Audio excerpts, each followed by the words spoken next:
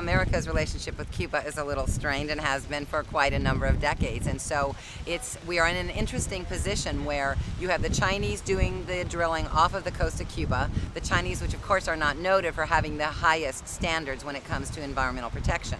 So right now they're in the exploratory mode of drilling. So they are doing a lot of seismic tests. They are using a concoction of chemicals, about 30 different chemicals that are mixed together, that are blasted down around the island, that they'll be looking at, trying to find out exactly where are the pockets of oil. So in these exploratory efforts, one of the things that the United States, and I know from talking to different divisions in Washington that are of concern, is we have not really baselined the conditions today, so that as they change, or if they begin to change, we'll be able to understand what they were and where they are and what that trending is.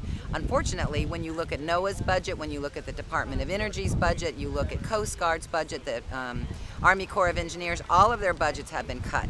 And so the one organization that seems to still have some monies in their budget to be able to look at these issues is the Navy.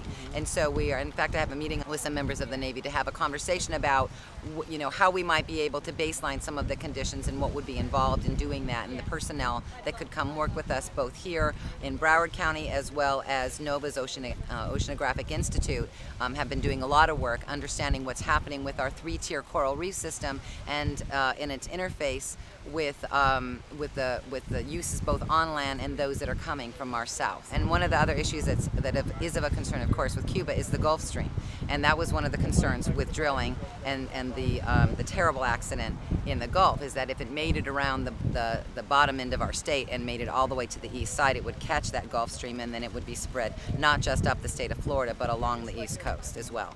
So it is a concern. I know that the feds are looking at it. Broward County, Miami-Dade, Palm Beach County, and certainly Monroe and where the Keys are, we are all keeping a keen eye on what's going on down there. I don't think there's any advantage to American interest by having drilling going off the coast of Cuba.